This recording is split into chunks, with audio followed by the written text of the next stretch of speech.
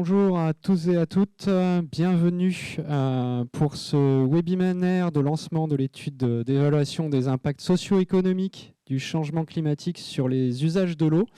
L'entreprise Ethics Group est heureuse de vous accueillir ici en direct de Blagnac. Nous sommes en direct pour cet événement. Un petit mot sur Ethics Group qui vous accueille, qui est une entreprise à mission sociale et environnementale. On accompagne les organisations et les territoires dans leur transformation responsable et durable en s'appuyant sur un environnement social, économique où il fait bon vivre. Ici, vous êtes en direct du village. On est heureux de vous accueillir dans un tiers-lieu coopératif agile et inspirant pour ce webinaire. Je vais tout de suite vous présenter les différents intervenants qui sont ici présents avec nous pour cet événement organisé par les partenaires de la commission de l'eau, avec lesquels on a pu déjà coopérer sur des projets comme le SAGE. Auprès de moi, j'ai ici Vincent Cadoret, chef de projet pour le SAGE. Bonjour et merci d'être là. Nous aurons aussi Maxime Pantarotto, animateur Life, Eau et Climat pour le SAGE. Sonia Siauve, qui interviendra à distance en tant que coordinatrice du projet Office international de l'eau. Johanna Cabaret, chargée de mission pour Acclimatera. Vincent Marquet, qui est chargé de mission lui aussi pour la plateforme des bonnes pratiques pour l'eau du Grand Sud-Ouest. Et enfin, Fadi Amadé, qui est le directeur de l'Institut des ressources environnementales et du développement durable. Sans plus attendre, je laisse la parole à Vincent Marquet pour nous annoncer un petit peu de contexte. Mais auparavant, je vais vous expliquer quelques spécificités sur le déroulé. On va vous faire participer aujourd'hui via différentes manière de participer. Vous aurez la possibilité de poser des questions par SMS. À intervalles réguliers, vous aurez un numéro de téléphone qui s'affichera dans votre écran. Via ce numéro, vous pourrez envoyer vos SMS qui s'afficheront en question et que nous pourrons consulter en fin d'événement pour y répondre dans la partie questions et réponses. On va aussi vous faire participer d'une manière différente via des sondages. Vous aurez 2 temps forts avec des sondages où on vous laissera un petit peu de temps pour pouvoir vous poser des questions à choix multiples et voir évaluer justement en direct le niveau de connaissance et de répartition des réponses. Sans plus attendre, je laisse la parole à Vincent Cadoret pour nous donner quelques éléments de contexte. Merci François. Bonjour à tous. Tout d'abord, je souhaitais excuser le président de la commission locale de l'eau du SAGE Vallée de la Garonne, Thierry Suot, qui n'a pas pu se rendre disponible cet après-midi, mais il a tenu à enregistrer son intervention qui arrivera par la suite. Donc pour dire un mot sur cette étude d'évaluation des impacts socio-économiques du changement climatique sur les usages de l'eau, on est bien dans la mise en œuvre directe du schéma d'aménagement et de gestion des eaux, donc sous le pilotage de la commission locale de l'eau, portée par le SMEAG, le syndicat mixte d'études et d'aménagement de la Garonne. Cette étude, elle s'inscrit dans un projet à dimension nationale qui est le projet Life, Eau et Climat, qui nous permet d'intervenir de manière très appuyée sur ce sujet. Et c'est un projet sur lequel nous avons aussi le soutien de l'Agence de l'eau Adour-Garonne, qui est un partenaire bien évidemment incontournable sur les questions des usages de l'eau. Un mot pour dire aussi que nous avons souhaité, ça a été indiqué, l'intervention des 2 groupements régionaux d'experts sur le climat, à la fois celui de la région Occitanie, mais aussi celui de la région Nouvelle-Aquitaine, puisque vous le savez les uns et les autres, on peut dire que le fleuve Garonne est aujourd'hui un trait d'union entre ces 2 régions, et il nous a semblé important que ces 2 groupements régionaux puissent vous apporter leurs éléments d'expertise et de connaissances à cette échelle. Enfin, ça a été dit, Maxime, qui est l'animateur, interviendra de concert avec Fadi Amadé, qui nous accompagne en tant qu'assistant à maîtrise d'ouvrage sur cette étude. Et je vous souhaite en tout cas un bon webinaire et je vous invite à participer sur les séquences qui auront été indiquées. Je repasse tout de suite la parole à l'animateur. Merci bien, Monsieur Cadoré. Nous allons pouvoir passer au premier temps de participation du public pour la première phase de sondage. Donc, sur votre écran va s'afficher un sondage. Nous vous laissons quelques minutes pour y répondre. Nous restons visuellement présents et je vous dis à tout de suite.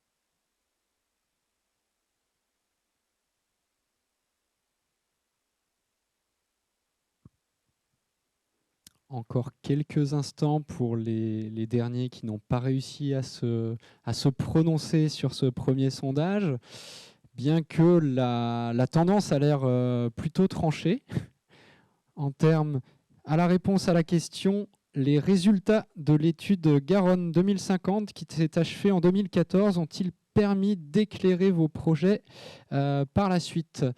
Nous avons une statistique à 35% des participants actuellement qui trouvent que cette étude a été asservie, contre seulement 8% qui nous disent que cela n'a pas servi, 13% pour le difficilement, et arrivent en tête les personnes qui n'avaient pas connaissance de cette étude. Donc c'est aussi, via ce sondage, une invitation à prendre connaissance de cette étude, et nos partenaires pourront vous en dire plus par la suite. Je vais tout de suite laisser la parole à notre intervenante à distance qui va pouvoir, une fois qu'on va avoir son affichage dessus. Bonjour Sonia, bienvenue parmi nous. Vous allez pouvoir nous parler justement du projet Life, Eau et Climat, et je vous laisse la parole. Bonjour. Alors, je ne sais pas si vous m'entendez, vous voyez. Moi, sur l'écran, je ne vois pas mes slides. Ah, merci, excusez-moi. Donc, ravie d'être ici dans ce webinaire de lancement de l'étude du SMEAG. Donc, j'interviens aujourd'hui en tant que coordinatrice du projet Life, Eau et Climat, dont a parlé M. Cadoré en introduction. Je travaille pour l'Office international de l'eau et nous avons monté ce projet. C'est vraiment important pour les acteurs de la gestion locale de l'eau, donc les porteurs de SAGE, et il a été monté aussi grâce à ces acteurs. Pourquoi je précise ça? Car en fait, je vais juste faire un petit peu d'histoire sur le projet parce que je pense que c'est important que tout le monde ait ça en tête pour comprendre le contexte. En fait, l'OIO est une association déclarée d'utilité publique qui a pour but, entre autres, d'appuyer les acteurs dans toutes leurs démarches en lien avec la gestion de l'eau, notamment parfois au montage et à la coordination de projets, parce que c'est quand même assez chronophage et c'est une demande des acteurs de l'eau. Donc, dans cette perspective, nous sommes allés en 2018 rencontrer les sages lors du séminaire national de 2018 et nous leur avons demandé s'ils avaient des besoins en termes d'adaptation locale au changement climatique. Car vous savez certainement qu'il y a un plan national d'adaptation au changement climatique. Nous sommes dans la fin du 2e plan. Le 3e va commencer l'an prochain. Il y a aussi des plans de bassin d'adaptation au changement climatique et on demande aux acteurs locaux de faire des plans d'adaptation locaux, idéalement qui soient inclus dans les sages. Donc, quand nous avons demandé aux acteurs s'ils avaient des besoins pour réaliser l'adaptation, vous allez voir sur la slide suivante que la réponse a été clairement oui. Nous avons des besoins et on serait vraiment partant pour avoir un soutien. Donc, Vous voyez la question qui a été posée, des besoins? Réponse oui. Et en fait, 4 grandes familles de besoins nous ont été exprimées.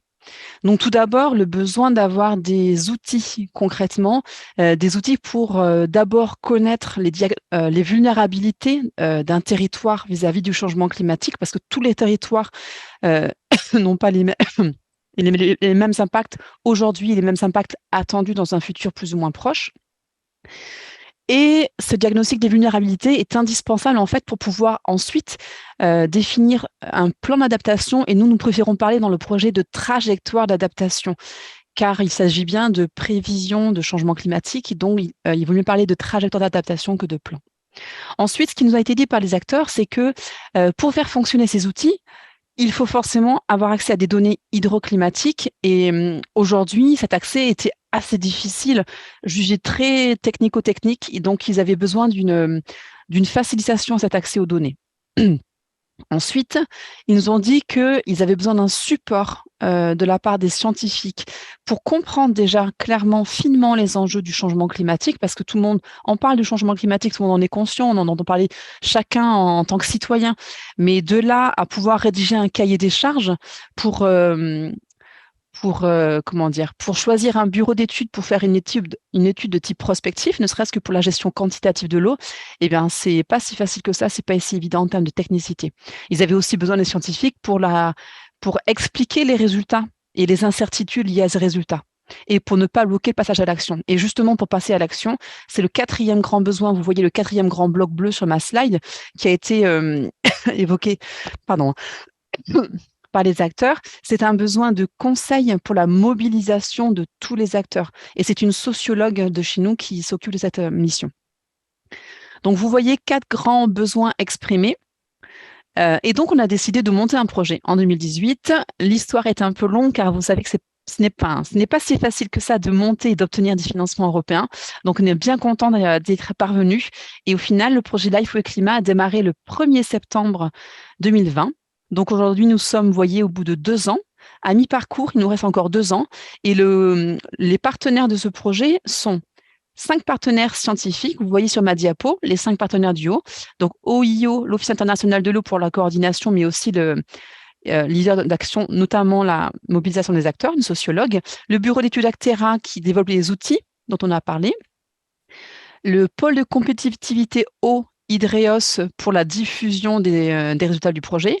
INRAE et Météo France, qui sont experts scientifiques sur le climat. Et nous avons 9 partenaires territoriaux, dont le SMEAG qui organise ce webinaire aujourd'hui. Ces 9 partenaires territoriaux ont différents niveaux de maturité en termes d'adaptation au changement climatique, mais ont tous été désireux de participer au projet avec différentes actions de terrain. Et je tenais à préciser que les structures porteuses de sages qui participent à ce projet portent 1 à plusieurs sages dans le projet. Et vous allez voir sur la carte que j'ai mis en slide suivante, il y a en tout 21 sages qui sont impliqués dans le projet, sachant qu'actuellement, il y a 180 sages existants, soit en cours de finalisation, soit mis en œuvre. Donc, nous avons à peu près 10% des sages français impliqués dans le projet. Bon, je préfère préciser de suite parce que j'ai eu la question plusieurs fois. La répartition géographique sur la carte des sages n'est pas un choix stratégique de notre part quand on a monté le projet, mais réellement, juste, ce sont les partenaires qui ont manifesté leur intérêt en 2018 quand on a sollicité les porteurs de sages. Donc voilà. Je pense que je vous ai à peu près tout dit sur le projet. Ce que je peux dire peut-être qui va vous permettre de comprendre le séminaire d'aujourd'hui, c'est que si vous vous rappelez mes 4 blocs bleus qui sont les 4 besoins qui ont été exprimés par les acteurs, chacun de ces besoins a été transformé en action avec la dénomination, on va dire barbare, mais très projet européen d'action C, les actions implementation, donc mise en œuvre, C1, C2, C3, C4. Voilà. Et en fait, chacun des partenaires territoriaux a des actions de démonstration répondant aux objectifs de chacune de ces 4 actions principales. Bon, voilà, c'était pour le côté un peu barbare du projet européen, mais je pensais de vous dire ça, je pensais que c'était important que vous compreniez la suite de l'étude qui va vous être présentée aujourd'hui. Et donc, oui, je finis par ça, l'étude présentée par le SMEAG aujourd'hui combine en fait plusieurs des actions du projet. Mais je n'en dis pas plus. Et je me tiens à disponibilité pour des questions. Merci Sonia. Siauve, pour votre intervention en tant que coordinatrice du projet à l'Office international de l'eau. Une petite question. Quelles sont les actions d'adaptation qui sont portées par le SAGE, justement, en rapport avec la thématique du webinaire d'aujourd'hui? Alors, c'est pas réellement les mesures d'adaptation portées par le SAGE dans le cadre du projet. Je dirais plutôt que c'est le SMEAG a une particularité, c'est qu'il va porter des actions qui répondent à l'ensemble des objectifs des actions justement C1, C4. Vous savez, d'une part, en fait, l'étude socio-économique qu'il lance aujourd'hui, c'est un fil rouge. Ça va être très bien expliqué tout à l'heure, notamment par M. Fadi et par M. Pantarotto. Cette étude socio-économique d'évaluation de l'impact socio-économique du changement climatique sur la gestion de l'eau sur la vallée de la Garonne, qui est un périmètre un peu plus large que le SAGE, il combine en fait des actions déjà de test des 2 outils développés pour répondre aux premiers besoins, diagnostic de vulnérabilité, de définition de trajectoire d'adaptation. Ils sont portés volontaires. Sachez-le, parce qu'au début, ce n'était pas prévu, mais au pied levé, ils ont remplacé un partenaire qui finalement ne pouvait plus s'en occuper. Ensuite, ils mènent, ils vont utiliser les dernières données hydroclimatiques mises à disposition dans le cadre vous savez, du besoin accès facilité aux données hydroclimatiques, et pour notamment participer à l'étude, mais aussi mettre à jour le tableau de bord du SAGE. Ensuite, ils ont tout un travail de mobilisation des acteurs. Et bon, je ne veux pas trop dévoiler, ils vous en diront plus tard, mais grâce à ce webinaire, ils veulent aussi initier une démarche d'ambassadeur climat avec les membres de la clé. Donc, vous allez le découvrir. Et donc, ça répond au besoin à mobiliser les acteurs. Et pour le besoin support aux scientifiques, et en fait, support des scientifiques, dans le cadre du projet, il y a 6 études de type prospectif qui sont menées dans le projet, dont cette étude prospective menée avec un bureau d'études, un groupement qui va être bien détaillé tout à l'heure. Donc, il participe à toutes les actions, en fait, grâce à cette étude présentée aujourd'hui qui est le fil rouge. Merci pour cette réponse complète, avec une petite part de mystère qu'on dévoilera par la suite. Sans plus attendre, nous allons pouvoir passer à l'intervention suivante. Donc, comme l'a dit, c'est Monsieur Thierry Suau, président de la commission locale de l'eau, qui a tenu à faire une intervention vidéo que vous allez pouvoir retrouver. Il a un message à vous diffuser que nous allons retrouver à l'instant, juste le temps d'afficher cette présentation vidéo à l'écran. Bonjour, je voudrais tout d'abord vous remercier de participer à ce webinaire plus particulièrement destiné aux 90 membres de la clé, mais aussi ouvert bien sûr à tous nos partenaires, les équipes du SMEAG, de l'Agence de l'eau, l'ensemble des partenaires du Life Eau Climat, et puis bien sûr tous les membres des commissions thématiques du SAGE, et vous allez vite comprendre pourquoi, les membres des commissions géographiques. Ce webinaire a 2 objectifs. D'une part, vous présenter la démarche globale de ce projet qui, vous le savez, a comme vocation, comme ambition, d'intégrer l'adaptation au changement climatique dans la planification du SAGE. Et le SAGE est par essence, mais ça vous le savez aussi, un document de planification, un document d'organisation qui repose sur des choix, sur des politiques et sur des actions qui sont portées par toute une série de partenaires sur l'ensemble des territoires.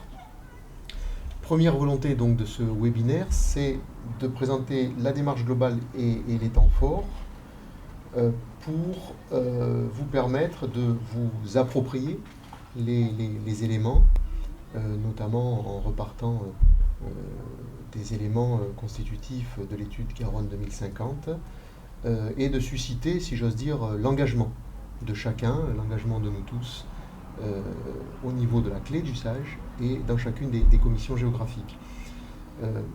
Deuxième sujet, c'est de nous acculturer à la thématique pour que nous soyons convaincus, nous le sommes, mais que nous soyons demain un véritable réseau de véritables relais sur les territoires, pour ma part ici à Portet-sur-Garonne, pour vous dans d'autres lieux, donc permettant l'implication donc sur cet enjeu de l'adaptation au changement climatique dans les politiques, dans les actions que nous menons.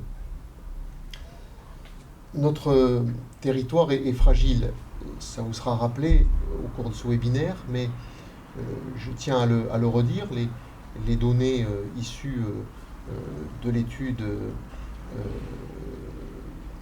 projetant à 2050 nous montrent à la fois donc les 2 degrés de réchauffement moyen de la température de l'air, nous montrent à la fois une augmentation forte de l'évapotranspiration, donc un sujet majeur pour toute une série de nos territoires, et puis nous montre aussi donc une chute du débit, une baisse du débit naturel des cours d'eau. Et l'été qui vient de s'écouler fut un choc pour l'ensemble de la population, peut-être pas pour vous, pour certains d'entre vous, certains d'entre nous, mais fut un choc parce que nous avons été rattrapés en fait par ces sujets dont nous lisions les projections, dont nous lisions les chiffres éventuellement alarmistes.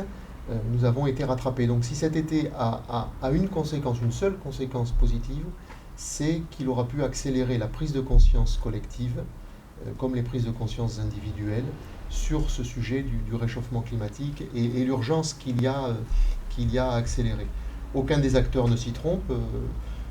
Hier, le président Rousset, bien sûr, organisait un rétex lors d'un comité de bassin extraordinaire. L'ensemble des acteurs a opéré ce rétex et continuera de travailler à prendre en compte les éléments, les leçons, en quelque sorte, que nous devons tirer de l'été. Mais la situation pour chacun est grave, que l'on soit sur la biodiversité, que l'on soit sur des enjeux d'état physico-chimique, que l'on soit sur des enjeux d'étiage et que l'on soit sur l'enjeu de tous les usages au long du fleuve. Je voudrais donc insister en ouverture de ce webinaire sur la nécessaire mobilisation, à la fois la mobilisation partout là où nous sommes, les uns et les autres, parce que ce monde de l'eau est fait d'une gouvernance qui entrecroise les sujets et donc les acteurs, et que nous siégeons les uns les autres dans de multiples instances. L'intérêt des instances globales et puissantes, comme un comité de bassin, comme une clé, comme un syndicat mixte, comme le SMEAG par exemple, mais aussi l'intérêt des instances les plus locales qui déclinent les politiques et qui ont le vrai pouvoir finalement des politiques de l'eau. Je pense à nos départements, je pense à un certain nombre de syndicats, je pense à nos communautés de communes, nos communautés d'agglos, nos métropoles et nos communes. Aujourd'hui, le SAGE a grandi. Certains d'entre vous ont commencé, comme moi, il y a 12 ans maintenant. Le SAGE était un lointain projet. Il aurait dû être élaboré en 2014. Il l'a été quasiment 6 ans après. Donc le temps de l'élaboration a été long, mais aujourd'hui le SAGE est opérationnel, pleinement opérationnel. Et d'ores et déjà, ce SAGE nous met en responsabilité, puisque nous sommes dotés, entre autres mesures, de 2 règles qui s'imposent et qui nous permettent aujourd'hui d'agir en droit sur la protection de la nature, sur la protection de l'environnement, sur la protection des sols. La première règle, c'est celle qui vise à préserver les zones humides. Et nous pensons aujourd'hui qu'un élément fort de la résilience des territoires passe aussi par les zones humides et puis par une série de solutions basées sur la nature. La deuxième règle vise à prendre en considération le ruissellement et ses enjeux sur les sols. Et cette deuxième règle, elle interpelle chacun d'entre nous, et nous sommes nombreux, qui sommes des aménageurs, modestement, mais un maire, un élu local, un élu communautaire sont des aménageurs, puisqu'ils ont notamment à délivrer des permis de construire, ce qui n'est pas neutre non plus donc, dans la séquence qui nous intéresse. Nous avons donc un SAGE qui porte des règles favorisant la résilience des milieux. Et nous sommes dans une démarche aujourd'hui, en partenariat avec l'Agence de l'eau, avec la Commission européenne, nous sommes aujourd'hui dans une démarche qui vise à évoluer sur les usages. Et donc toute la question, je crois que personne ne dit le contraire aujourd'hui, c'est de voir comment nous évoluerons sur les usages et comment l'utilisation de l'eau sera peut-être demain plus rationnelle, organisée différemment, qui sait peut-être prioriser. À titre personnel, je ne sais pas dire, mais ensemble, nous devons effectivement trouver des réponses à ce défi, au fond, qui nous est lancé par l'impact de nos activités humaines sur la nature et l'environnement, et ce qui nous oblige à l'égard de la génération actuelle et des générations futures. Une intervention très intéressante justement de Thierry Sault, président de la commission locale de l'eau, ici pour présenter justement ces enjeux qui sont importants, effectivement, qui nous touchent tous. Et Thierry Sault a apporté des éléments de réponse. Effectivement, il y a une part de réponse individuelle, mais essentiellement collective. Donc c'est aussi pour ça que nous sommes aujourd'hui réunis. C'est une des étapes justement des mises en place de ces réponses collectives. Nous allons pouvoir passer à la partie suivante qui va être amenée par Johanna Cabaret, chargée de mission à Climatera, et qui va nous présenter justement différents points sur les Grecs et la Climatera. Je lui laisse la main après juste un petit jingle de pause. Je vous remercie.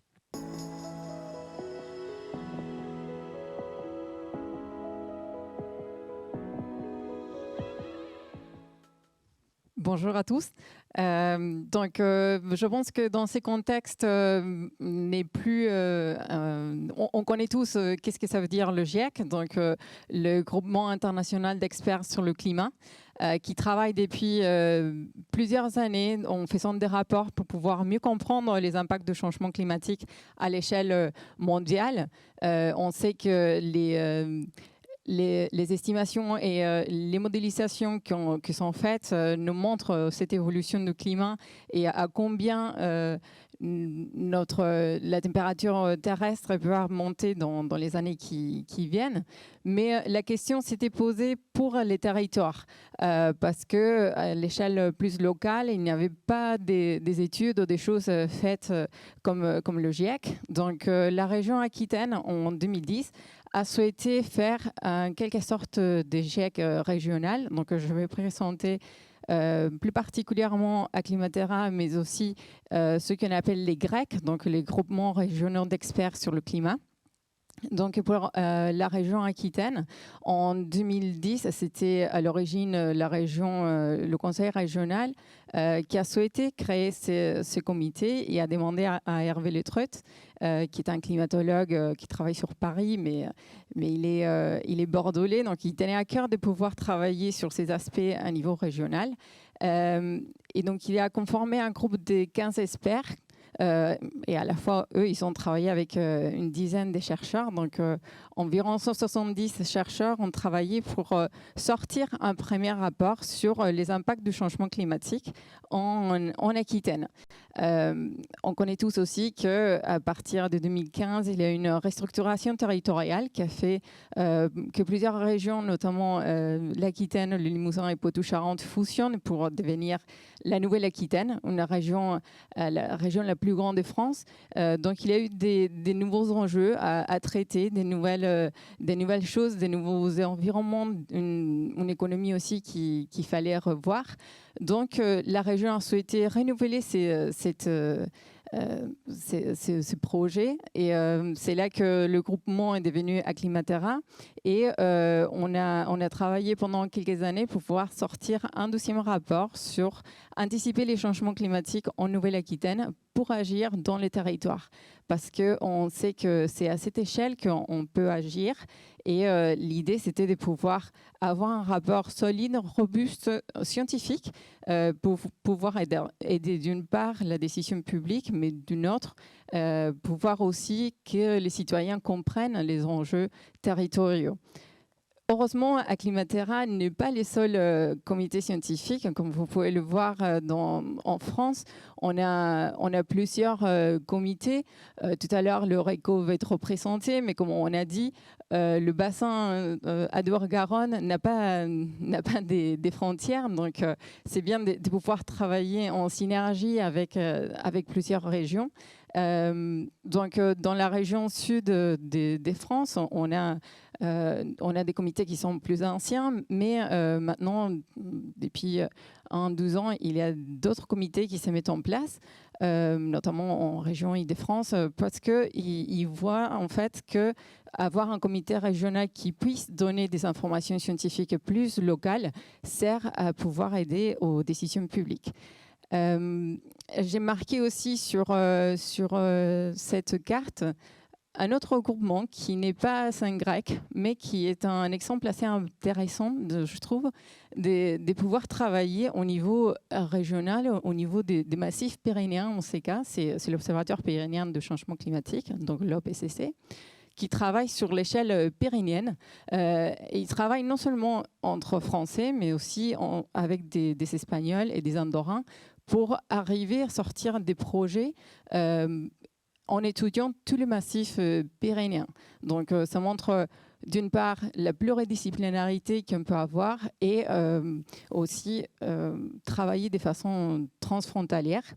J'ai oublié de dire, mais tous les comités scientifiques que vous pouvez voir dans la carte, on n'est pas rassemblés tous ensemble, on échange assez régulièrement parce que chaque groupement a ses spécificités, a ses propres financements. Donc, par exemple, pour la Nouvelle-Aquitaine, nous, on est financé 100% par la région. On a des petits aides aussi de l'aide réelle, par exemple, mais c'est majoritairement région. Et pour des autres groupes, c'est aussi un peu mixte. Aussi, le type d'institution, nous, on est devenu une association, mais il y a d'autres qui sont des projets. Mais on garde tous cette idée de pouvoir être entre la frontière sans société et on partage quelques actions communes, notamment vis-à-vis l'aide aux décisions. Donc, j'ai parlé un tout petit peu sur les rapports d'Acclimatera. Donc, on a sorti 2 grands rapports en 2013 et en 2018, mais ils font 400 et 500 pages, donc ils sont assez longs à écrire et peut-être assez longs à lire aussi. Donc, on travaille depuis 2020 avec des petits cahiers thématiques qui nous aident en fait à pouvoir aborder des questions de façon plus rapide et des questions peut-être qu'on se pose actuellement. Et l'année dernière, on a travaillé sur les plans d'eau en Nouvelle-Aquitaine et un autre sur le numérique et environnement. Et on travaille cette année sur les énergies renouvelables qui est attendu pour la fin de l'année. Donc, à part de ce travail de récompilation de l'information, parce qu'Acclimatera ne produit pas forcément de la donnée, c'est de l'information comme le GIEC, c'est de l'information qui est disponible déjà et qui était validée par des chercheurs. On travaille avec les territoires, donc on fait beaucoup de présentations. On travaille avec les territoires et on fait des présentations également dans les différents établissements scolaires. Si ces informations vous intéressent, vous pouvez les télécharger librement sur notre site web acclimatera.fr. Donc, pour rentrer un tout petit peu sur l'évolution du climat dans sa région, vous avez à gauche l'évolution des températures moyennes pour la région Nouvelle-Aquitaine et on voit que depuis 1985, on est toujours sur des valeurs positives. Et la même chose, on observe pour l'Occitanie. Donc, on voit que la région chauffe quand même. Donc, si on passe maintenant sur la partie disponibilité de l'eau, j'aime bien cette image qu'on peut voir à gauche. Donc, c'est une modélisation qui a été faite par les services géologiques des États-Unis en asséchant digitalement la Terre. Donc, on peut voir la grosse sphère bleue. Ça représente toutes les eaux des océans. Donc, on peut voir que ça représente un volume assez important. Après, une sphère beaucoup plus petite qui est à côté, c'est les calottes glaciaires, donc l'Arctique et l'Antarctique. Et juste à côté, c'est presque pas visible, donc il y a une petite troisième, c'est les eaux superficielles et aussi les eaux souterraines. Donc ça montre vraiment que cette ressource est assez limitée à notre échelle et qu'on doit pouvoir agir en conséquence. Quelques chiffres, vous avez dans le centre de slide, en fait, ça montre, ils ne sont pas trop changés, mais ce sont des données qu'on a eues pour le rapport de 2018. Donc, ça nous donne une idée, en fait, de quels sont les secteurs qui consomment l'eau. Donc, on a l'agriculture, après pour l'eau potable, suit l'industrie et l'énergie. Donc, on a déjà quelques pistes de où on peut agir pour essayer d'économiser un peu d'eau.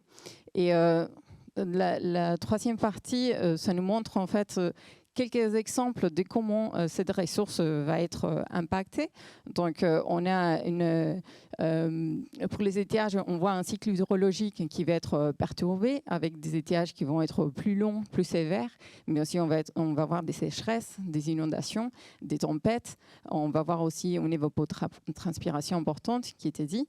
On va avoir des diminutions des débits d'eau entre 20 et 40%. Donc, ça va nous pousser à aller chercher de la ressource souterraine. Et donc, du coup, il peut y avoir une surexploitation aussi de cette ressource. Il a été vu également qu'en 2003, avec la canicule qu'il y a eu en France, qu'un degré supplémentaire des températures engendrait 1,6% de consommation supplémentaire. Mais cette consommation, c'est une consommation de confort, donc c'est-à-dire parce qu'il fait chaud, on se rafraîchit plus, on boit plus d'eau, et aussi pour l'agriculture, parce que les animaux aussi ont besoin d'être un peu rafraîchis. Donc aussi, on peut voir quelques impacts sur les zones humides, sur les différents plans d'eau. Par exemple, on voit que les plans d'eau ce sont des endroits assez sensibles qui nous donnent aussi beaucoup des retours parce que ce sont des supports. Donc, il y a de la biodiversité assez importante, de la production primaire. On a un abastissement d'eau, notamment pour l'eau potable, mais aussi pour l'irrigation, pour l'énergie également. Ils sont des zones qui régulent aussi le flux hydrique, mais aussi le flux de nutriments. Et il ne faut pas oublier non plus que ces zones sont importantes pour toute la partie loisirs, parce qu'on peut avoir du tourisme aussi lié à cette zone. Et qu'ils vont être également impactés parce qu'on va avoir une diminution de l'eau qui va affecter tout le comportement de ces plans d'eau. On va avoir aussi une augmentation de l'eutrophisation et on va avoir aussi des espèces qui sont invasives. Donc, c'est important qu'on puisse agir dès maintenant à pouvoir réagir et prendre soin de cette zone. Et peut-être ce qu'on a dit avec Acclimatera, c'était pourquoi pas comment on a pensé pour le mix hydrique, le mix énergétique pour l'énergie, pourquoi pas penser à un mix hydrique pour l'eau. Donc élargir les cercles de participation des acteurs en mettant autour de la table des élus, des décideurs, des acteurs, des consommateurs, qu'entre tous on puisse discuter, qu'on puisse voir quelle est la meilleure façon de l'utilisation de l'eau pour anticiper les effets du changement climatique sur cette ressource. Très bien, merci Johanna Cabaret pour cette intervention complète. Une question aussi que je me pose, c'est est-ce que vous pouvez nous en dire un petit peu plus sur comment Acclimatera s'implique au niveau de l'adaptation au changement climatique des territoires principalement ? Les rapports d'Acclimatera ont servi notamment à la région Nouvelle-Aquitaine à pouvoir faire la feuille de route qui s'appelle Néoterra. Donc, il y a 11 ambitions assez importantes. Donc, il y a par exemple la préservation de la ressource en eau, comment on gère l'agriculture, comment aussi on ajoute la biodiversité à tout ça. Pour la biodiversité, c'était un autre comité scientifique qui s'appelle Ecobiose qui aidait. Comment la biodiversité nous apporte beaucoup des choses, des supports écosystémiques. Et on travaille avec la région pour que ces rapports ne restent pas dans un tiroir ou dans un placard, mais qui servent vraiment à prendre conscience des impacts qu'on peut avoir plus localement. Et dans les territoires, on arrive à discuter avec les acteurs. On fait des présentations qui, des fois, sont assez ponctuelles parce qu'il y a des préoccupations plus ponctuelles. On sait que la région est assez large et les préoccupations ne sont pas homogènes. Donc, on essaye de venir avec des chercheurs pour discuter et évacuer des questions. Et aussi, on travaille avec les différents territoires, avec leur PCAET, donc le plan climat, air, énergie, territoire, pour, dans la partie, dans les différentes phases, on essaye d'évacuer des doutes et des questionnements qu'ils puissent avoir. Très bien, merci pour cette réponse. On a été rejoint aussi par Vincent Marquet, qui était à côté de nous, parce qu'il a une activité, on va dire, qui est très liée avec notre intervenante précédente. Donc, Vincent Marquet, qui est chargé de mission plateforme des bonnes pratiques pour l'eau du Grand Sud-Ouest. Merci de nous avoir rejoints. Avant de vous laisser la parole pour votre présentation, je me permets, parce que nous avons des questions, mais j'imagine que le public doit avoir aussi beaucoup de questions à poser. Donc, je vous rappelle que vous pouvez envoyer vos SMS au 07 62 63 89 65. Vous avez le numéro qui s'affiche à l'écran pour pouvoir poser vos questions et nous prendrons un temps de questions-réponses à la fin de l'événement pour répondre avec tous les acteurs justement aux questions que vous posez. Je laisse la place à Vincent pour sa présentation du RECO. Merci. Alors, peut-être juste quelques mots sur la plateforme des bonnes pratiques pour l'eau du Grand Sud-Ouest. Donc, il y a une association qui a pour vocation de proposer, d'aller chercher et de proposer des bonnes pratiques pour l'adaptation au changement climatique. Alors, principalement sur des questions d'eau et notamment sur des questions d'économie d'eau et de gestion de l'eau. Donc, c'est aussi un centre de ressources qui est pertinent sur les questions qu'on va traiter aujourd'hui. Alors, concernant le RECO, alors, je ne sais pas, oui, c'est bon, c'est affiché. Le RECO donc, est un grec, donc c'est un peu l'alter ego de Acclimatera en région Occitanie.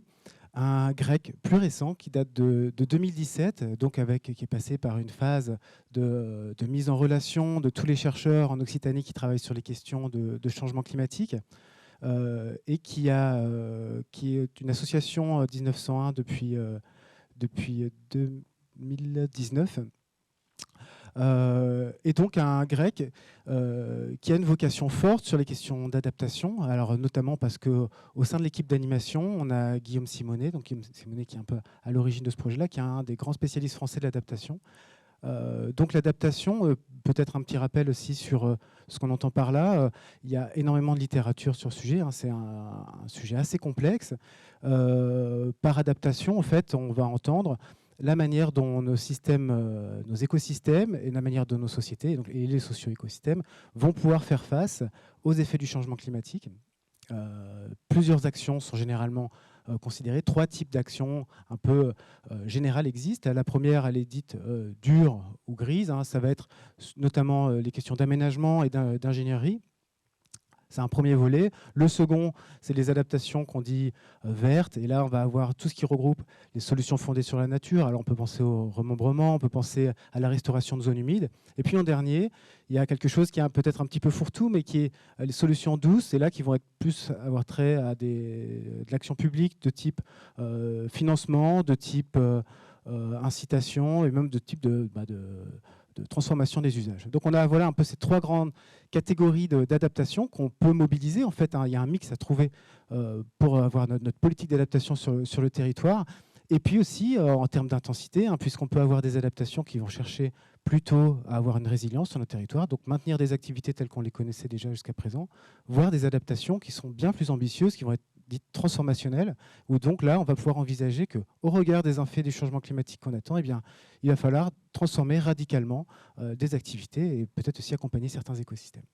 Donc voilà un peu pour un focus rapide sur l'adaptation, mais un peu pour vous exposer comment on traite de cette question au sein du RECO. Et une dernière petite chose aussi, l'adaptation, elle va se distinguer d'une partie de l'activité de gestion qu'on connaît déjà sur nos territoires par le fait que l'adaptation porte sur le changement climatique. Et comme vous le savez, le changement climatique a énormément d'incertitudes. Donc l'adaptation, c'est aussi du coup de prendre des décisions en situation d'incertitude. Et il existe des types d'adaptation qu'on appelle sans regret, donc qui visent là à avoir des actions qu'on peut mener sur nos territoires et finalement, peu importe l'intensité du changement climatique qu'on aura derrière, ce sont des actions qui seront de toute façon bénéfiques par rapport aux enjeux qu'on a déjà. Donc voilà un peu les influences un peu sur les questions d'adaptation qu'on a au sein du RECO. Donc avec une équipe d'animation qui a évolué pour se porter de manière plus importante sur des prestations, sur des diffusions dans le territoire. Donc on peut... je pense, regarder l'une des activités phares qui a été celle du RECO ces dernières années, qui a été la constitution d'un grand rapport d'expertise similaire à ce qui a pu être produit en région Nouvelle-Aquitaine. C'est le CROC, donc un cahier régional, et qui rassemble là 214 contributions de scientifiques, d'experts sur les questions de changement climatique en Occitanie. Alors, vous avez à disposition sur le site du RECO le rapport et un résumé pour décideurs que je vous invite à consulter. Ça fait 11 pages et là vous avez une synthèse complète sur les effets du changement climatique, une synthèse qui reproduit le plan du rapport, donc avec 3 grandes parties. Une première partie qui est appelée écosphère, qui a trait aux questions d'eau, que je vais aborder ensuite, aux questions de biodiversité, aux questions de climatologie régionale, et puis des questions de santé. Une seconde qui est liée au milieu, donc milieu urbain, milieu montagnard, et puis milieu littoraux. Et enfin, une dernière partie qui a trait, là, cette fois, aux usages, et puis également à la gouvernance. C'est un chapitre qui est un peu atypique, je pense qu'on ne retrouve pas dans les autres rapports, qui a trait cette fois à la psychosociologie et donc l'évolution potentielle des comportements des habitants du territoire. Donc voilà un peu ce qu'est ce rapport, ce qui est un peu la base de travail pour le RECO. Et donc un chapitre qui est dédié à l'eau, un chapitre qui a été coordonné par un politiste et un hydrologue, de telle sorte qu'on ait une vision sur les impacts qu'on peut mesurer avec de la modélisation et également des recherches plus en SHS, puisque ces 2 coordinateurs ont été associés, se sont entourés de 15 autres chercheurs pour avoir un état des lieux qui est trait aux usages et à la gouvernance du changement climatique sur les questions d'eau. Donc, je vais passer en revue quelques effets, quelques impacts qui ont pu être modélisés sur le territoire. Alors, ils sont intrigants, on va dire, puisque c'est paradoxal. Si on regarde ce premier tableau, qui est, je le concède, peut-être un petit peu austère, mais ce qui vous présente, en fait, c'est les résultats d'une modélisation un peu particulière, puisqu'elle est faite à partir du scénario RCP 8.5, c'est-à-dire ce qui était dans le précédent rapport du GIEC, le scénario dit pessimiste. En fait, c'est un scénario où les économies restent très carbonées, il y a très peu d'efforts qui sont faits pour la réduction des émissions de gaz à effet de serre et donc des impacts forts, en gros, qui correspondent à l'horizon 2100 pour l'Occitanie, à une baisse de 14% des précipitations et puis surtout plus de 4 degrés d'augmentation de température sur le territoire, ce qui est absolument énorme. Mais ce que je voulais vous montrer dans ce tableau-là, c'est les premières lignes. Alors, la première et la troisième particulièrement, puisqu'on parle de la Garonne. Ces lignes-là, donc les chiffres que vous voyez indiqués, correspondent au débit annuel moyen en litres secondes par kilomètre carré. Donc c'est un peu barbare, mais ce que ça vous présente en fait, c'est l'intérêt, c'est de voir en fait une comparaison pour différents cours d'eau en fait, et donc de voir les effets des changements climatiques sur ces cours d'eau. Ce qu'on observe en fait, et ce qui est un résultat assez étonnant, c'est qu'à l'horizon 2050, finalement, en débit annuel, on n'obtient pas des impacts si importants que ça sur les cours d'eau. Alors je précise bien un débit annuel. On va voir après un débit saisonnier, ça change particulièrement. Et à l'horizon 2100, en revanche, on constate enfin des baisses sur les débits, mais ce qui est assez normal étant donné l'intensité des effets des changements climatiques dans ce scénario. Donc on peut passer à la slide suivante. Et là, ce que vous avez sous les yeux, c'est un peu plus en détail les effets du changement climatique sur nos cours d'eau. Et là, ce qu'on voit apparaître, c'est que les débits saisonniers vont être extrêmement touchés. Si vous regardez, alors je crois que c'est la Garonne à Baquéria, on voit des débits qui vont énormément évoluer en été notamment et en hiver. Alors qu'est-ce qui se passe en été? Donc on a des débits qui vont être beaucoup plus faibles. Alors il y a 3 effets. Il y a une évapotranspiration qui va augmenter considérablement sur le territoire. Il y a la couverture neigeuse qui va être largement réduite, et puis donc des pluies, des précipitations qui vont nettement réduire aussi en été. Donc on a tous ces effets conjoints qui nous conduisent à avoir des saisonnalités beaucoup plus marquées et des débits faibles en été et des débits plus importants en hiver. Bon, bien que ces débits plus importants en hiver ne compensent pas totalement à l'horizon 2100 les débits réduits en été. Donc voilà pour les eaux de surface, avec évidemment, vous en doutez bien, des enjeux énormes, c'est-à-dire des étiages importants, des sécheresses importantes, des questions du coup qui vont se poser en termes de défis pour continuer à allier des usages sur les territoires et puis des écosystèmes qui vont souffrir de cette situation. La situation a été également mesurée pour les aquifères, la recherche des aquifères. Et là, vous avez ici une autre modélisation qui a été réalisée dans le cadre du rapport, sont les recherches des aquifères à l'horizon 2050. Donc les zones de couleur correspondent à l'intensité de réduction des recherches des aquifères à l'horizon 2050, avec évidemment dans les plaines des recharges qui vont être amenées à diminuer parfois jusqu'à 30%, donc des déficits très importants dans les plaines d'Occitanie. Donc voilà, alors, évidemment c'est un constat difficile, c'est des enjeux énormes qu'il va falloir traiter et qui va poser des questions très fortes en termes d'adaptation. Ce que préconise le rapport, pour là, c'est en fait qu'on va devoir mobiliser différents types d'adaptations au changement climatique. J'ai évoqué il y a quelques instants les types d'adaptations existantes. Ce que nous dit le rapport, c'est que, par exemple, les adaptations de type purement technique, de type, donc, on pourrait dire de solutions dures, seront insuffisantes pour régler tous ces problèmes. C'est-à-dire qu'on ne pourra pas simplement envisager que certains aménagements nous sauveront de cette situation. Il y a la nécessité de changer les choses, peut-être de penser parfois en termes de nexus, c'est un terme qu'on commence à évoquer de plus en plus pour parler de la manière dont on va allier les questions d'eau, d'énergie, d'alimentation, on peut le rallonger à l'envie, mais il y a une nécessité du coup de penser ensemble tous ces usages, tous ces enjeux pour qu'on puisse trouver des solutions et qu'on puisse faire négocier, qu'on puisse se concerter sur les solutions à trouver qui ne pourront pas être simplement des solutions aménagistes. Merci pour cette présentation. On le voit, les conséquences sont déjà là, les enjeux sont importants. Est-ce que vous pouvez nous en dire un petit peu plus sur comment l'Oreco s'implique et aide justement les territoires à justement s'adapter à ce changement climatique et à ses effets? Alors, bien sûr, il y a cet aspect appui aux politiques publiques, qui a déjà été évoqué par Johanna dans le cadre de ce que mène Acclimatera. Les actualités du RECO, donc qui est comme plus récent qu'Acclimatera, sont de 3 ordres sur ces questions. La première, ça va être des actions de sensibilisation avec une fresque du climat qui est en cours d'achèvement, là, qui va être donc il a été un peu testé un peu partout dans le territoire, donc il va servir en fait à toucher un public plus large, pour les éclairer. Bon, on l'a vu avec les résultats de Garonne 2050 par exemple, qui sont imparfaitement connus sur le territoire. Donc il y a cette fresque du climat. Il y a une actualité qui sera très rapide là, qui va arriver, c'est que les cahiers en fait vont être mis en ligne sur un site dédié. L'intérêt étant donc que ce soit interactif pour les gens qui le consultent et que ces cahiers aussi soient mis à jour directement de manière très facile. En fait, il n'y aura pas de réédition des cahiers, mais il y aura une mise à jour constante avec les dernières connaissances scientifiques sur le climat qui seront injectées dans ce site directement.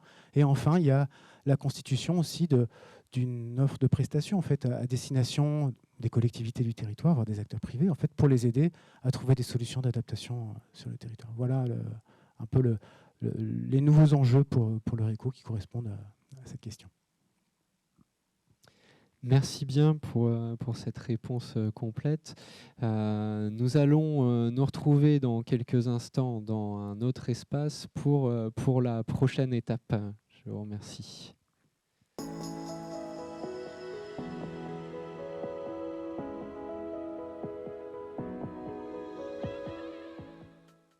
Bonjour.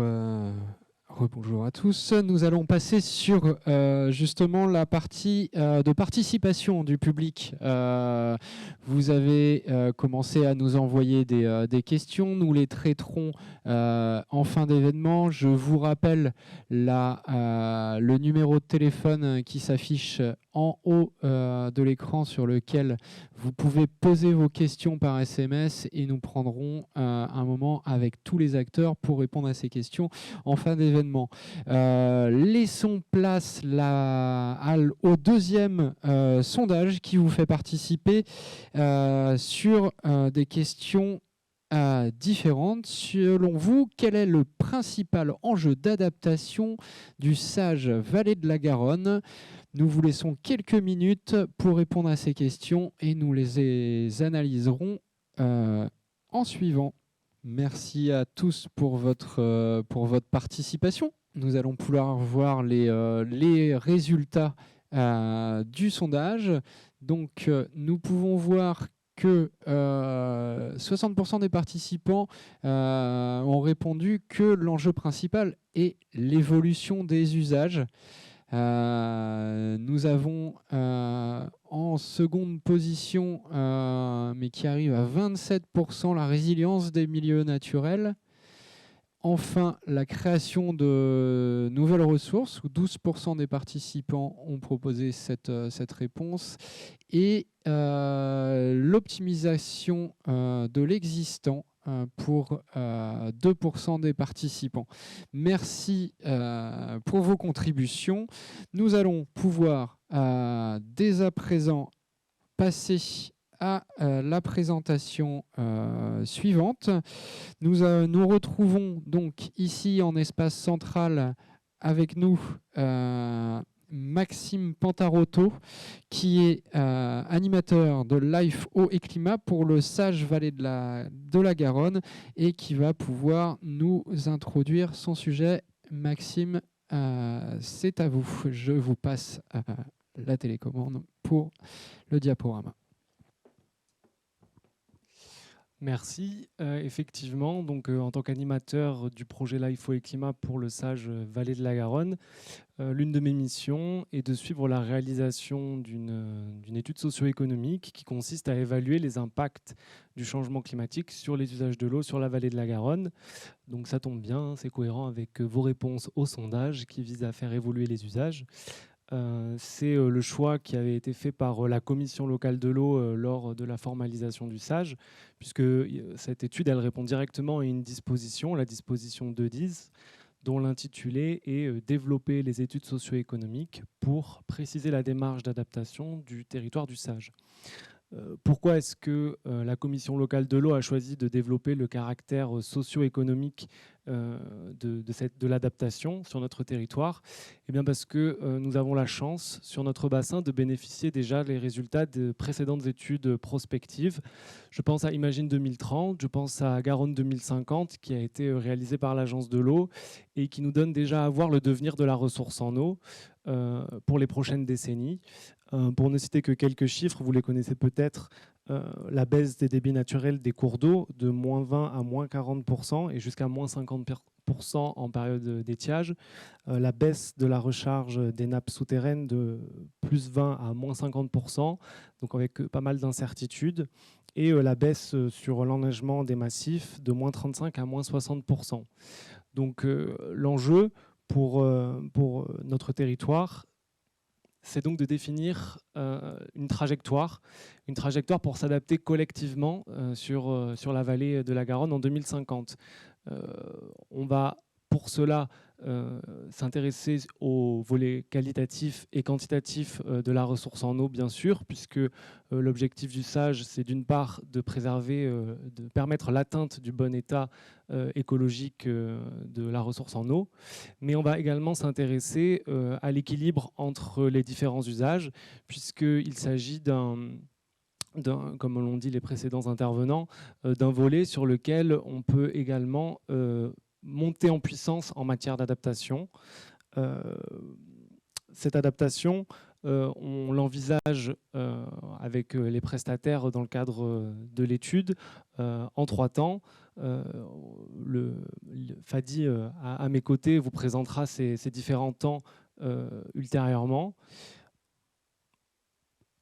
Pour ce qui est de la gouvernance de l'étude, cette gouvernance, elle va s'appuyer sur un triptyque composé de l'organe politique au premier rang duquel figure la Commission locale de l'eau et son émanation, le bureau de la Commission, qui constituera le comité de pilotage de l'étude. Un organe technique qui est le groupe de suivi et d'évaluation du SAGE avec lequel moi et mes collègues du SMEAG avons l'habitude de travailler régulièrement, qui constituera le comité technique. En complément viendra un groupe de travail intitulé groupe de travail climat qui mobilisera des compétences plus spécifiques en matière de météorologie, de climatologie que nous n'avons pas forcément en interne, de façon à fournir un travail itératif autour de la méthodologie que l'on déploiera dans le cadre de cette étude.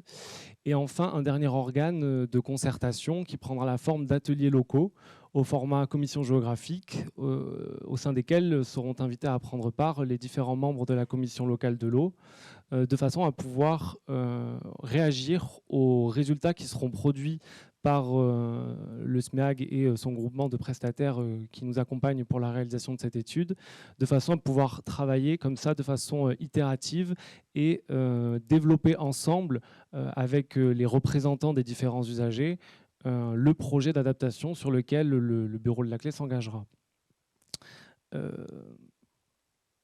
Le périmètre de notre étude, il se déploie donc sur les différentes commissions géographiques du SAGE, mais il s'intéresse à l'ensemble du bassin hydrographique de la Garonne, puisque nous avons, dans le cadre de cette étude, pu bénéficier de la modélisation hydrographique réalisée par l'Agence de l'eau dans le cadre de Garonne 2050. Donc nous allons pouvoir avoir une vision complète de l'influence des différents affluents sur le corridor Garonne. Nous pourrons également solliciter l'instance de l'Intersage qui permet de solliciter les différents sages limitrophes qui recouvrent les différents affluents de la Garonne de façon à pouvoir avoir un retour d'experts sur les territoires correspondants. Ça nous permettra, in fine, de produire des bilans en matière de ressources disponibles à l'échelle des commissions géographiques sur lesquelles les membres de la commission locale de l'eau pourront identifier des vulnérabilités et des actions d'adaptation pour répondre et pour réduire cette pression. Voilà, j'en ai dit quelques mots. J'ai dit quelques mots au sujet de cette étude pour introduire le cadre général. Et maintenant, je vais passer la parole à Fadia Amadé, qui représente l'Institut des ressources environnementales et du développement durable, qui représente le groupement de prestataires qui nous accompagne dans le cadre de cette étude. Merci Maxime. Bonjour à tous. Avant de commencer à présenter ce que nous allons faire dans le cadre de cette étude, je voulais simplement rappeler que nous sommes un groupement et qu'il y a également avec nous, avec l'IRED, la CACG qui nous accompagne dans le cadre de cette étude, mais il y a également Aquascope, spécialisé sur les aspects écologiques, et la CACG sur les aspects, on va dire, modélisation hydrologique. Alors, tout d'abord, comme on l'a vu depuis tout à l'heure avec Vincent, avec Johanna, avec Maxime, cette étude s'inscrit dans une filiation et sans remonter très loin, elle s'inscrit d'abord dans une prise de conscience dans le cadre d'une étude qui s'intitule Imagine 2030 et puis où on prend conscience en fait des impacts du changement climatique sur les ressources en eau.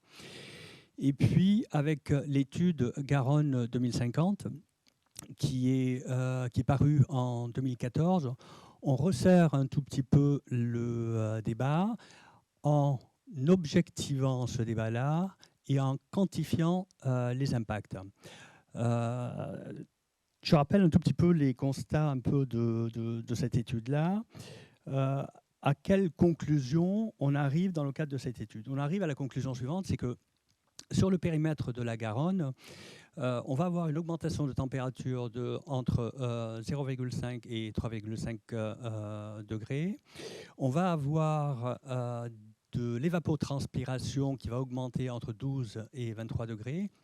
Et puis surtout, ce qui va se passer, c'est qu'on se rend compte qu'à certains endroits, en période d'étiage, on va avoir des débits des cours d'eau qui vont être réduits de la moitié de ce qu'ils sont actuellement.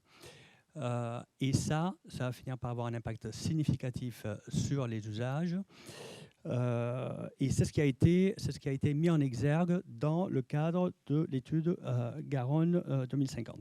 Donc, objectiver le débat et quantifier les impacts, ça finit avec une question en creux dans le cadre de cette étude, c'est dans l'avenir, on en a parlé beaucoup jusqu'à présent, c'est comment concilier ces usages pour éviter les futurs conflits d'usage avec les impacts du changement climatique. Donc, on en arrive, alors 10 ans plus tard, à cette étude. Pour faire quoi? On arrive à cette étude pour essayer d'aller au-delà de ce qui a déjà été établi et construit dans le cadre de Garonne 2050, c'est-à-dire construire une trajectoire avec un objectif à l'horizon 2050, dans un premier temps, et puis ensuite évaluer les impacts de ce scénario, de cette trajectoire que l'on va construire ensemble. Alors, pardonnez-moi, je reprends simplement mes notes, je n'ai pas d'autre support. Et donc, après cette étude Garonne 2050, il y a quand même un plan d'adaptation au changement climatique qui a été élaboré par l'Agence de l'eau Adour-Garonne. Mais il y a également le PAGD du SAGE de la Garonne, donc projet d'aménagement et de gestion des eaux, qui fixe un cap. Et ce cap qui a été fixé, le premier cap qui a été fixé, c'est celui de la préservation des milieux aquatiques et la préservation des zones humides. Mais également, il y a les actions à mener, en fait les objectifs, et l'un des principaux objectifs, c'est celui de la sobriété, c'est-à-dire faire en sorte qu'avec les ressources qui vont être disponibles à l'horizon 2050, faire un arbitrage entre les différents usages, entre les différents usages de l'eau. Donc, alors, comment est-ce qu'on va construire en fait ce projet? Ce projet, on va le construire. Qui dit construction de projet dit qui est-ce qui est à un moment donné légitime à élaborer ce projet-là. Alors, eh bien, dans un premier temps, on va dire tout le monde, toute la population en fait de la vallée de la Garonne est légitime en fait à élaborer ce projet-là. Comment est-ce qu'on va l'élaborer? On va l'élaborer en deux phases. Dans un premier temps, avec l'ensemble des acteurs du territoire, qui sont les représentants des usagers de l'eau, mais également les représentants des citoyens. On va construire ce projet dans le cadre d'ateliers. Je reviendrai tout à l'heure sur ces ateliers-là et ce qu'on va faire dans le cadre de ces ateliers. Et puis, à l'issue de ces ateliers, donc ce projet qui va être construit, on va construire une trajectoire avec différentes options et avec le bureau de la clé, qui est l'organe politique dont a parlé tout à l'heure Maxime, on va présenter cette trajectoire avec les différentes options de cette trajectoire, et c'est le bureau, en fait, le bureau de la clé, qui est le comité de pilotage de cette étude, qui va retenir le projet définitif sur lequel on va être amené à travailler dans un premier temps pour une évaluation, pour faire son évaluation économique. Alors, pour élaborer ce projet-là, en fait, je disais qu'il y a d'abord, on va construire d'abord le projet, puis après on va sélectionner en fait le scénario collectif que l'on va construire. Mais je disais que pour élaborer ce projet, en fait, qui est-ce qui est légitime ? Eh bien, c'est la population totale. Pourquoi la population totale ? Parce qu'à l'intérieur de cette population, il y a les premiers usagers qui sont les habitants, qui sont les bénéficiaires des aménités que procurent les milieux aquatiques et les zones humides sur le territoire du bassin. Mais il y a également les autres acteurs, qui sont les acteurs économiques, c'est-à-dire les agriculteurs, c'est-à-dire les industriels, c'est-à-dire les consommateurs d'eau potable, et ainsi de suite. Et donc, dans le cadre de ces ateliers, donc, il va y avoir 3 ateliers dans le cadre de cette étude. Le premier atelier va porter sur un diagnostic de la vulnérabilité. Alors, qu'est-ce qu'on va faire dans le cadre de ce diagnostic de la vulnérabilité ? Par commission géographique, on va, avec vous, et c'est la raison pour laquelle on va avoir besoin de vous en tant que représentant des usagers, mais en tant que représentant des citoyens, pour participer à ces ateliers-là, et pour, dans un premier temps, identifier les vulnérabilités des territoires. Alors, quand on parle de vulnérabilité des territoires, qu'est-ce que c'est ? C'est la vulnérabilité des usages de l'eau par rapport, en fait, aux ressources en eau qui vont être disponibles. On va établir un bilan besoins-ressources, et dans ce cadre de bilan besoins-ressources, on va probablement identifier en fait un déficit quantitatif. Et c'est là qu'on va se mettre autour de la table et on va se poser la question, qu'est-ce qu'on fait avec ça ? On a tant en termes de ressources en eau, on a tant en termes de besoins, en termes d'usage. Qu'est-ce qu'on fait ? Comment est-ce qu'on arbitre ? Et quelles actions on va mettre en place pour compenser en fait cette vulnérabilité ? Donc, première étape, diagnostic des vulnérabilités à l'échelle des territoires avec l'ensemble des acteurs, c'est-à-dire avec l'ensemble des membres de la clé. Ensuite, dans un deuxième temps, le deuxième atelier va être dédié à la construction des actions d'adaptation sur la base des résultats du diagnostic de la vulnérabilité. Donc, on va établir un certain nombre d'actions qui vont nous permettre en fait, de répondre à cette vulnérabilité. Et puis, dans une troisième phase, ce qu'on va faire, c'est qu'on va compiler ces actions-là pour construire une trajectoire. Et ce qui va ressortir donc de cette trajectoire, on va élaborer une trajectoire, mais avec des options autour de cette trajectoire. Et l'ensemble de cette stratégie, de ce scénario-là, va être proposé au comité de pilotage, et c'est le comité de pilotage qui va finir par sélectionner ou retenir le projet d'adaptation au changement climatique. Alors peut-être en termes de timing et en termes de feuille de route, les premiers ateliers vont se dérouler très très vite. Et ils vont se dérouler le mois prochain, en novembre. La date n'est pas encore figée, mais l'équipe du SMEAG reviendra vers vous en fait pour vous communiquer les dates. Le deuxième atelier va être en mars, c'est ça. Le deuxième atelier va être réalisé au mois de mars 2023. Et puis le dernier atelier, probablement au mois de juin 2023. Alors, on le voit sur cette diapositive. L'ensemble de l'étude commence par ce webinaire de lancement aujourd'hui.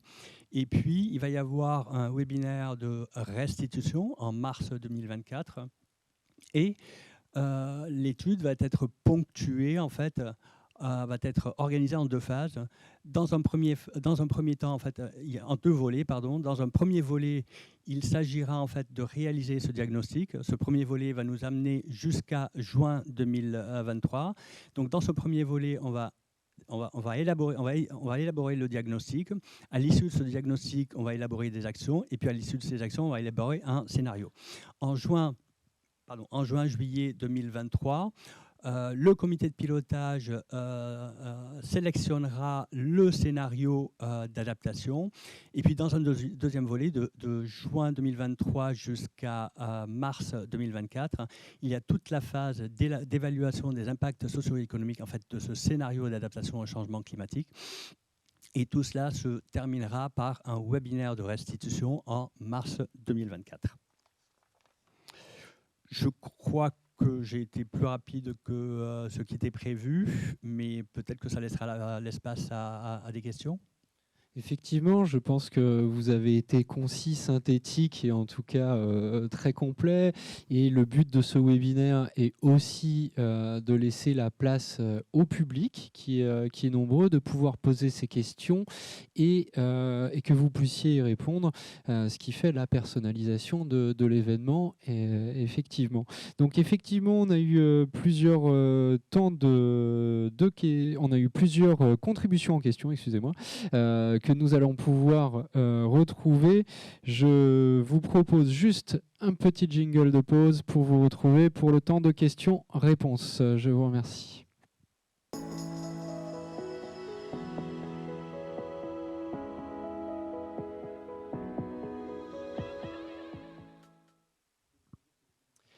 Nous revoici en direct du plateau Athletics Village de Blagnac pour le temps de questions-réponses. Nous avons donc ici plusieurs questions. Nous allons pouvoir commencer par une première qui est arrivée en tête sur les votes. Selon vous, la sécheresse hors norme de 2022 constitue-t-elle la nouvelle norme pour le futur? Peut-être Vincent Marquet pour une réponse? Oui, je vais essayer de répondre à ça. Je crois qu'il y a plusieurs questions en fait, à l'intérieur. Il y a de savoir est-ce que les effets du changement climatique vont continuer à s'intensifier. Et effectivement, cette sécheresse qu'on connaît aujourd'hui deviendra la norme et dans les années encore supplémentaires deviendra même une sécheresse pas si importante que ça. À l'horizon 2100, il est possible que sur un scénario d'émissions de gaz à effet de serre, s'il s'avère être assez important, que cette sécheresse-là ne soit pas une sécheresse extrême. L'autre partie de la question, c'est de savoir, donc si on parle de normes, est-ce que on fait en sorte de mettre en place des plans d'adaptation, de faire des actions d'adaptation qui nous empêchent de rencontrer des difficultés équivalentes à cette année. Donc il y a une question, est-ce que les changements, avec des incertitudes des deux parts, hein, est-ce que l'évolution du climat va nous amener à ce que ce genre de sécheresse soit la norme? C'est possible, c'est fortement possible. Maintenant, une question qui nous concerne bien plus, c'est de savoir est-ce qu'on va mettre en place des plans d'adaptation qui vont nous permettre de rencontrer moins de difficultés, de s'adapter à des événements équivalents dans les années à venir. Voilà. Très bien, merci pour votre réponse. Nous allons mettre alors, deuxième question qui a pu mettre en avant dans les contributions. Je les lis en même temps que vous, donc je les découvre. Nous avons comment allez-vous évaluer le projet d'adaptation? Alors, un intervenant peut-être pour nous répondre, Fadi? Oui, effectivement. Comment est-ce qu'on évalue un projet d'adaptation? Alors, pour évaluer un projet d'adaptation, il faut établir en fait deux scénarios. Le premier scénario est qualifié de scénario tendanciel, ou alors on le qualifie également de scénario de laisser-faire. C'est-à-dire qu'on va dérouler l'ensemble de la situation, de la photographie que l'on fait à l'instant T aujourd'hui, des ressources en eau et des usages. Et on va tirer le fil à l'horizon 2050 en faisant l'hypothèse ou les hypothèses où on ne réalise pas de grandes actions d'adaptation. Donc ça, c'est ce qu'on appelle le scénario tendanciel. Et puis dans un deuxième temps, ce qu'on va faire, c'est qu'on va élaborer un scénario avec projet. Ce scénario avec projet qui aurait été élaboré dans le cadre en fait, de ces ateliers, c'est celui qui va permettre de répondre aux vulnérabilités du territoire. Et donc finalement, on aura deux scénarios. Le premier scénario, c'est un scénario tendanciel. Le deuxième scénario, donc un scénario de laisser-faire, un scénario sans projet. Et puis le deuxième scénario, c'est un scénario avec projet.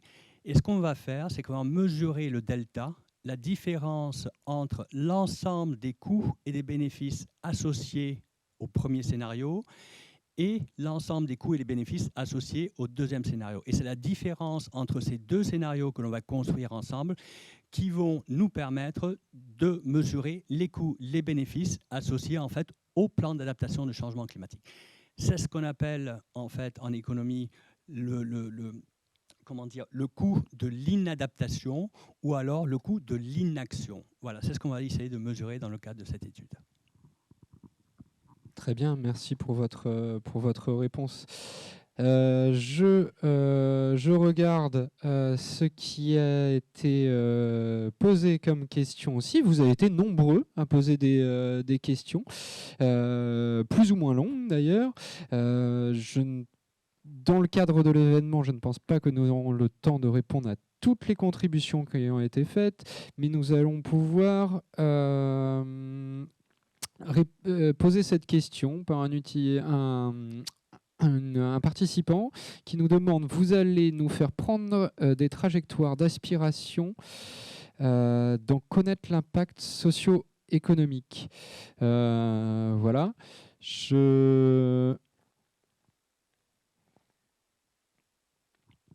La question est peut-être un petit peu mal formulée, mais si je comprends ce que je crois comprendre, le participant nous demande si on va choisir une trajectoire d'adaptation au moment de la séquence d'évaluation socio-économique. C'est ce qui a été expliqué par Fadi, hein, le choix du scénario d'adaptation que l'on va évaluer. Il se fera à l'issue des deux premières phases qui viseront à identifier les vulnérabilités, identifier les actions d'adaptation à mettre en face de ces vulnérabilités, construire différentes trajectoires, et enfin c'est le comité de pilotage qui est l'émanation décisionnelle de la commission locale de l'eau qui tranchera sur le scénario d'adaptation qui sera retenu au moment de l'évaluation socio-économique. Oui. Peut-être que je peux compléter. Je pense que ce qui est important ici d'avoir en tête, c'est que d'abord, ce n'est pas nous qui construisons le scénario d'adaptation, c'est vous qui allez construire le scénario d'adaptation. Et ça, c'est très important. C'est-à-dire que nous, on n'arrive pas ici en tant qu'experts pour dire voilà ce qu'il faut faire, mais c'est à vous, dans le cadre de ces ateliers, de venir présenter le diagnostic du territoire. Alors évidemment, on vous accompagne, il y a une phase de préparation en amont, mais de nous dire voilà les priorités sur tel territoire, voilà les vulnérabilités du territoire, et surtout, voilà les actions que l'on peut mettre en œuvre pour justement répondre à cette question de vulnérabilité. Il faut faire très attention à ça, ce n'est pas nous qui construisons le projet, c'est vous qui allez construire ce projet d'adaptation. Et donc finalement, ce projet d'adaptation, ce scénario, cette trajectoire-là, elle est construite, c'est une phase de co-construction, elle est construite entre vous et nous et l'ensemble des participants, et c'est ce qui va être retenu, le scénario qui va être retenu, qui va faire l'objet d'une évaluation des impacts économiques. Merci pour ce complément et merci à Maxime aussi pour la réponse à cette question. Un autre participant nous demande bonjour, quelle sera la portée réglementaire du scénario qui sera retenu en 2024 à l'issue de votre démarche ? Alors cette étude, c'est une étude qui a pour objectif d'améliorer la connaissance justement en matière d'impact du changement climatique, en matière de conséquences sur les usages, et donc de permettre à la commission locale de l'eau de réfléchir à la façon dont elle va choisir de s'adapter. Donc l'étude normalement devrait nous permettre d'aboutir à un plan d'adaptation qui devra être intégré ou non, fondu dans le SAGE au moment d'une éventuelle révision. Ça, ce sera un chantier politique qui démarrera à la fin de cette phase d'étude et dont on est impatient de voir comment la Commission locale de l'eau se saisira de ces résultats. Très bien. Alors, une autre question étant, est-ce que l'on peut dire que l'été 2022 préfigure le climat futur avec plus de degrés par rapport à la moyenne 2000-2021 et de moins 35 à moins 50% par rapport à la même moyenne? Une question destinée à l'Agence de l'eau. Qui vient peut-être de l'Agence de l'eau. Ma réponse là-dessus, elle va rejoindre celle que je viens de faire. En fait, je peux faire des compléments. Peut-être il y a Florence Abetz, qui est hydrologue, qui s'exprimait récemment sur la sécheresse, qui signalait que une des craintes qu'on peut avoir, c'est que ce soit pas simplement ponctuellement ce genre d'événement, mais qu'une sécheresse arrive pendant 4-5 ans d'affilée, et donc avec des conséquences là bien plus importantes en termes de gestion et en termes de dégradation de l'écosystème et puis d'impact sur les usages. Donc, quand on dit préfigurer, du coup, je pense qu'il faut envisager, faudra peut-être avoir un peu plus d'expérience sur cette sécheresse, de voir comment plutôt parler de séquences de sécheresse et pas simplement sur une année pour se dire que ça préfigurera notre futur. Mais bon, je sais bien que c'est pas une réponse complètement satisfaisante. Tout le monde veut savoir si finalement cette sécheresse-là, ce sera en 2050, ce sera non norme. C'est assez difficile à dire parce que, comme je l'ai dit d'ailleurs, il y a la question des usages de l'eau qu'on va faire, qui vont être très importants, et la gestion de l'eau qu'on va faire qui va être très importante pour répondre à cette question. Un complément peut-être? Oui, puis pour compléter la réponse de Vincent, le changement climatique, étant donné que les émissions de gaz à effet de serre ne cessent pas ou ne ralentissent pas suffisamment vite, fait que ce phénomène continue d'avoir des impacts croissants sur la disponibilité de la ressource, pour ne parler que de l'hydrologie. Donc on ne peut pas dire que cet événement qui aujourd'hui est hors norme, cette sécheresse 2022 constituera la nouvelle norme, puisque la machine est en train de s'emballer. Donc il faut être habitué à pouvoir réagir, planifier dans un environnement qui devient incertain, qui devient mobile. Donc les actions à favoriser, ce seront des actions qui nous permettront de gagner en flexibilité, qui nous permettront, des actions souples, qui nous permettront de nous adapter à différents environnements. Très bien, merci. En question suivante, nous pouvons comment prendre en compte la qualité de l'eau, notamment pour la faune et la flore des rivières.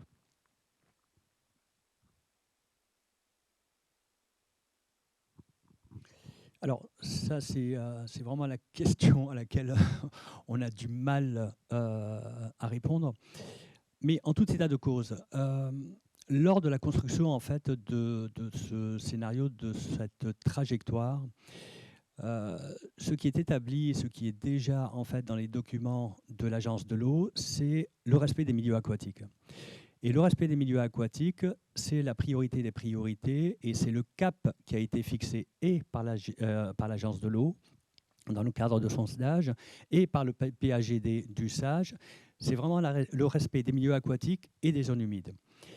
Alors, la grande difficulté de l'exercice que l'on va faire, c'est de faire le lien à un moment donné entre les impacts du changement climatique sur le débit de la Garonne et la préservation de ces milieux aquatiques. Je peux pas encore aujourd'hui, on ne peut pas répondre à cette question. Il est très difficile de répondre à cette question, mais ce que je sais, c'est que dans notre groupement, il y a notre partenaire Aquascope qui, lui, sera chargé d'établir en fait ce lien entre les débits des cours d'eau et la préservation ou le maintien des services écosystémiques qui sont rendus en fait par ces milieux aquatiques et les zones humides. Merci pour cette réponse. Un complément peut-être? Oui, juste pour ajouter quelques éléments. Fadi mentionnait les services écosystémiques qui sont rendus par les milieux naturels. La fluctuation de la quantité d'eau qui circule dans les rivières, ça joue sur certains services. L'augmentation de la température de l'eau, ça peut également être un facteur qu'on va savoir évaluer. On sait que ça a des impacts sur certains usages. Ça peut être 2 pistes déjà pour mieux prendre en compte la qualité de l'eau pour la faune et pour la flore des rivières. Merci bien Maxime Pantarotto pour ce complément de réponse. Nous allons prendre la question suivante. On nous a beaucoup parlé d'autonomie et de sécurité alimentaire, surtout en période de Covid, mais la personne dit qu'elle se rend compte que l'on réfléchit surtout à l'amélioration de l'environnement et à la gestion de l'agriculture, sans forcément favoriser l'accès à l'eau pour assurer l'alimentation. Pourquoi ? Alors, je peux essayer de répondre à cette question. Et c'est tout l'intérêt en fait de cette étude. Plutôt que de se retrouver acculé dans l'avenir à faire des choix immédiats dans les arbitrages entre les usages de l'eau à destination de l'agriculture essentiellement, des usages de l'eau à destination de la consommation d'eau potable, des usages de l'eau à destination de l'industrie ou alors à destination en fait pour la préservation des services écosystémiques. L'intérêt justement de cette étude, c'est d'anticiper sur ce qui va se passer, sur ce qui risque de se passer dans le futur, de telle sorte à prendre les bonnes décisions aujourd'hui. Alors évidemment, dans le contexte actuel, on est tiraillé entre, d'un côté, allouer des ressources en eau à l'agriculture pour assurer une certaine autonomie et une sécurité alimentaire. De l'autre côté, on veut laisser de l'eau dans les barrages. Pourquoi ? Pour produire de l'électricité. Et puis, il y a d'autres contraintes telles que la préservation des milieux aquatiques et ainsi de suite. Donc, c'est dans le cadre de ce projet qu'on va commencer à anticiper sur les éventuels conflits d'usage pour commencer à les régler aujourd'hui, qu'on ne soit pas acculé dans l'avenir en fait, à prendre une décision qui n'aura pas été réfléchie, mûrie et surtout travaillée. Très bien, merci pour cette réponse complète et impliquée. Nous allons pouvoir passer à la question suivante. Comment allez-vous évaluer le projet d'adaptation ?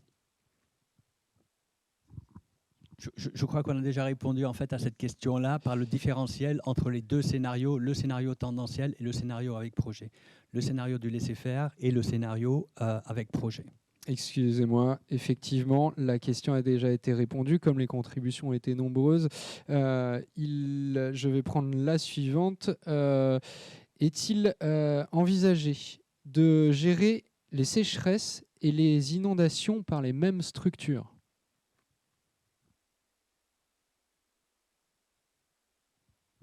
Peut-être juste quelques mots sur la question des infrastructures. Même, je voudrais élargir un petit peu la question en fait, en disant effectivement, on peut le faire par des aménagements, un barrage, une retenue, mais on peut aussi l'envisager par des solutions fondées sur la nature. La restauration de zones humides peut avoir cette vocation aussi de retenir l'eau et de contribuer du coup à une meilleure gestion des débits.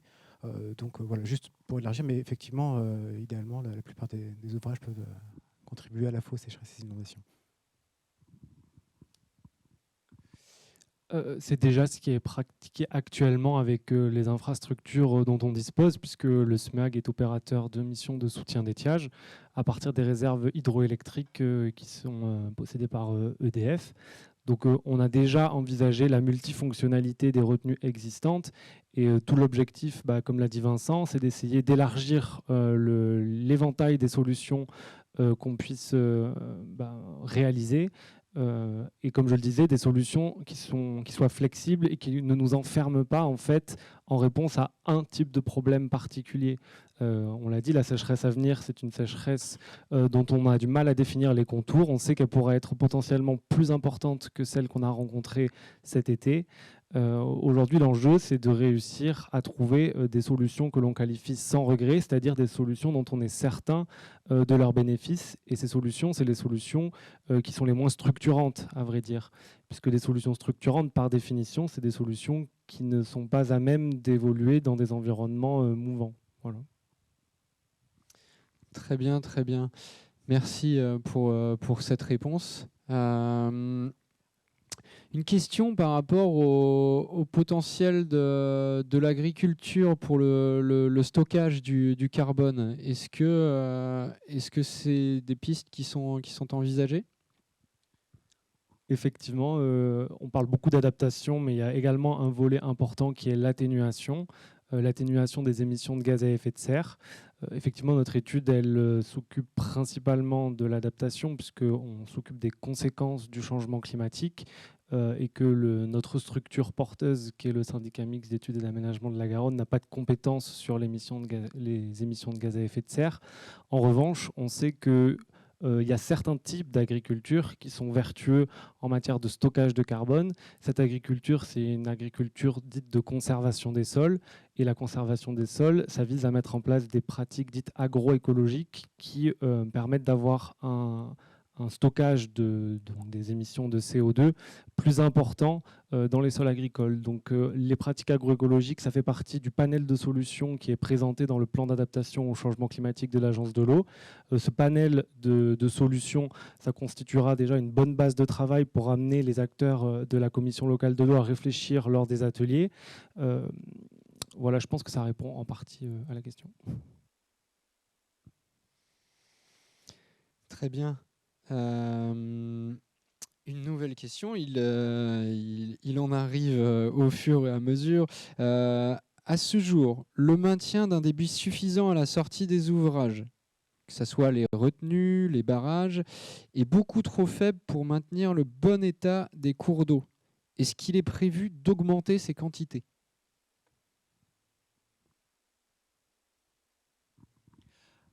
Encore une fois, comme on le disait tous tout à l'heure, d'abord, toutes les options sont mises sur la table. C'est-à-dire qu'elles soient structurantes ou qu'elles soient,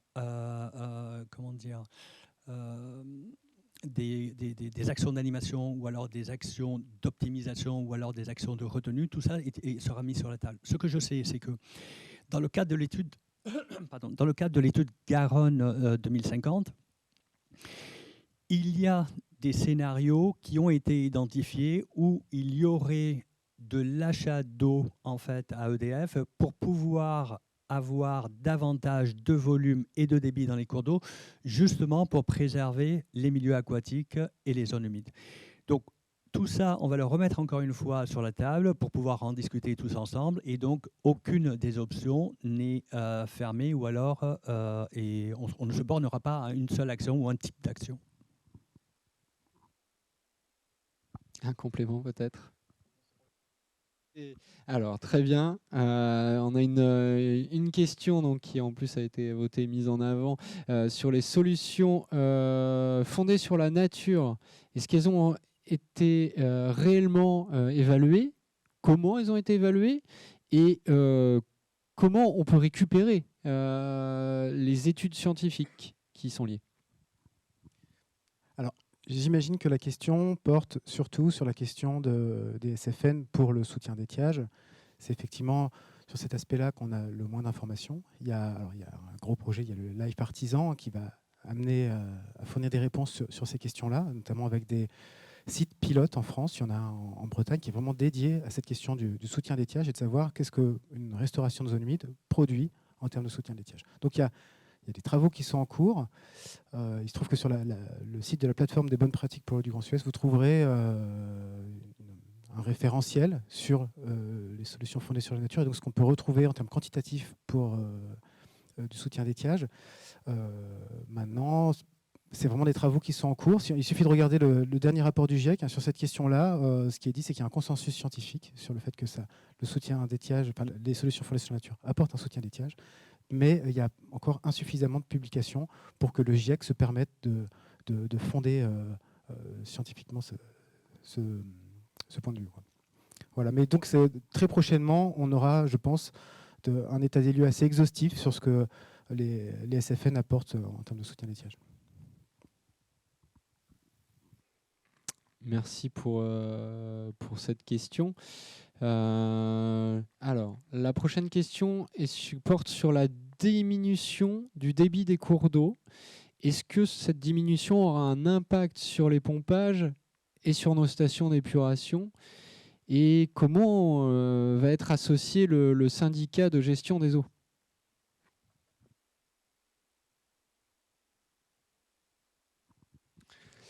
Effectivement, donc j'en parlais tout à l'heure, la thermie des cours d'eau, c'est une conséquence importante de l'augmentation de la température de l'air sur l'augmentation de la température sur l'hydrologie de la Garonne. Je crois qu'il y a des chiffres qui circulaient sur les 40 dernières années, une augmentation de plus de degrés, si je ne dis pas de bêtises. Donc ça a déjà été observé par le passé et il est prévu que cette température normalement augmente puisqu'elle est corrélée en grande partie avec la température de l'air. Du coup, ça avait enlevé la question, donc j'ai un peu plus de mal à me le remémorer. Voilà. Du coup, voilà, la diminution du débit des cours d'eau aura un impact sur les pompages. On sait qu'il y a un impact du fait de la thermie. Il y a un impact également du fait de la diminution des débits. Ça a créé des arrêtés de production pour la potabilisation de l'eau, pour les stations d'épuration qui ont du mal à diluer les rejets dans la Garonne. Aujourd'hui, je ne sais pas si on est en mesure de dire comment est-ce qu'on le prendra en compte dans l'étude socio-économique, mais en tout cas, c'est quelque chose qu'on a bien en tête. C'est un impact qui va être amené à se manifester dans les années à venir. Et les syndicats de gestion des eaux ont des représentants dans la commission locale de l'eau qui assureront ce rôle de représentation des syndicats pour porter cette question-là et se saisir des solutions à mettre en place face à cette conséquence. Très bien, merci pour cette réponse. La question suivante porte sur les études qui sont menées. Est-ce que, particulièrement vos études, des acteurs qui sont ici présents, si vous tenez compte de l'imperméabilisation des sols et les points chauds des villes?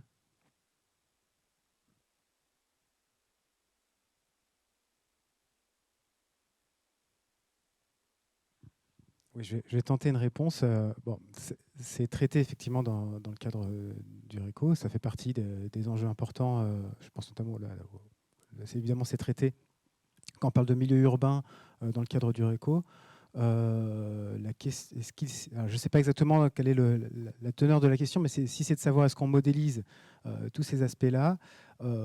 Quand c'est sur de la modélisation hydrologique sur un bassin versant, l'imperméabilisation du sol peut l'être dans des grandes lignes, on va dire. La question des points chauds, les moins. Voilà. Donc aujourd'hui, la manière dont c'est traité, en tout cas dans le cadre du RECO, c'est de savoir les impacts sanitaires que peuvent avoir les points chauds dans les villes, de savoir les consommations qui peuvent en découler, etc. Mais voilà, ça reste assez général ce qui peut être traité. Dans l'étude socio-économique, donc l'imperméabilisation des sols, ça constitue par exemple l'une des vulnérabilités qui pourra être pointée du doigt par les membres de la clé au moment des ateliers. Et les hotspots, les points chauds dans les villes, les îlots de chaleur, pourront également constituer une des vulnérabilités sur laquelle les membres de la clé souhaiteront engager des actions d'adaptation. Donc c'est en fonction de ce que nous diront les membres de la clé lors de ces ateliers, de leur priorisation de ces différentes conséquences du changement climatique, que l'on dégagera les actions d'adaptation. Donc je vois une question sur ce sujet, donc je pense que ce sera évoqué au moment des ateliers. Sur l'imperméabilisation des sols, je sais qu'il y a des études sur les phénomènes de ruissellement extrême, ruissellement moyen qui ont été engagés par certains programmes d'action de prévention des inondations, notamment sur l'agglomération toulousaine. Les points chauds également, je sais qu'il y a des cartographies qui existent sur l'agglomération toulousaine qui ont été produites par le CAUE, sur l'agglomération d'Agen également. Donc on a des données existantes et on sera en mesure en tout cas d'identifier cette vulnérabilité. Merci pour ces réponses. Il reste encore des questions, mais malheureusement, nous sommes pris aussi par le temps et nous allons passer en phase de conclusion après une courte pause. Je vous remercie.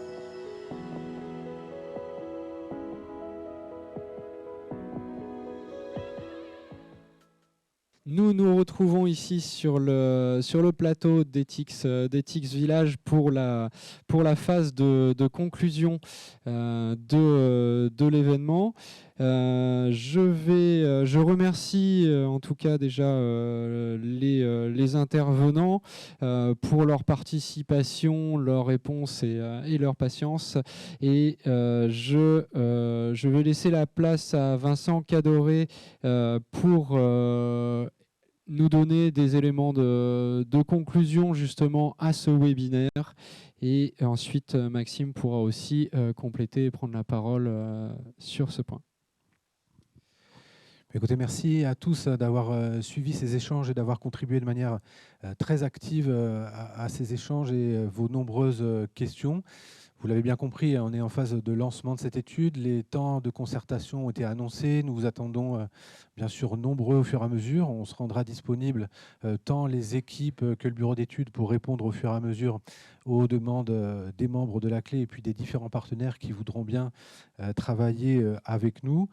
Vous l'avez compris, de la même manière qu'on a élaboré le SAGE de manière très concertée, nous souhaitons pour cette étude qui traite des sujets très forts avec des enjeux majeurs auxquels nous sommes tous confrontés, appliquer cette même méthode de concertation et de co-construction. Le président Thierry Suot l'a rappelé en introduction du webinaire, puisque vous le savez, les uns et les autres, nous cherchons à agir et il nous faudra agir, je pense, sur la vallée de la Garonne et en collaboration avec les commissions locales de l'eau limitrophes au niveau de l'Intersage, agir en cohérence et de manière la plus efficace possible.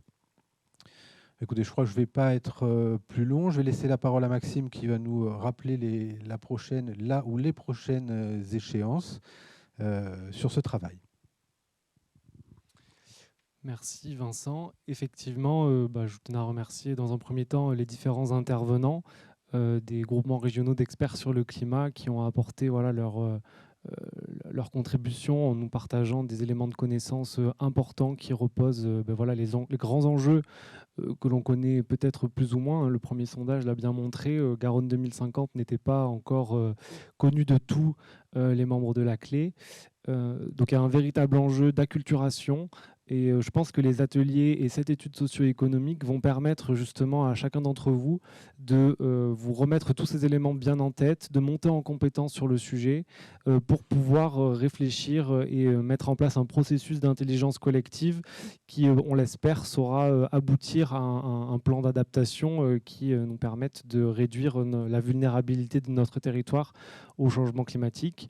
Donc, pour répondre à la question sur la prochaine échéance, on vous le disait, ce sont ces premiers ateliers de concertation que l'on va programmer au courant du mois de novembre. Donc, la date vous sera communiquée très prochainement. Donc, des ateliers de concertation qui vont se tenir au format des commissions géographiques. Juste pour préciser, dans leur format, on a fait le choix de regrouper les commissions géographiques 1, 2 et 3 au sein d'un seul atelier, donc les commissions de l'amont, et les commissions 4, 5, 6 en un seul atelier également, donc les commissions de l'aval. Ça correspond peu ou prou au découpage des régions administratives Nouvelle-Aquitaine et Occitanie, et ça permettra de simplifier la logistique sur l'organisation de ces ateliers. Voilà, je ne vais pas être plus long et je vais repasser la parole à l'animateur. Merci bien, en tout cas, merci à vous participants d'avoir participé à cet événement passionnant et utile. Merci aussi aux équipes des différentes structures qui étaient là et aux intervenants qui étaient ici présents pour leur participation éclairée. Et je tiens aussi particulièrement à remercier le SMEAG qui est la structure porteuse de cet événement. Et vous l'avez entendu, il y aura de prochaines étapes, donc tenez-vous informés justement des prochaines actualités et je vous dis rendez-vous sur les prochaines séances. Je vous souhaite une bonne fin de journée et je rends l'antenne depuis l'Ethics Village ici à Blagnac. Merci.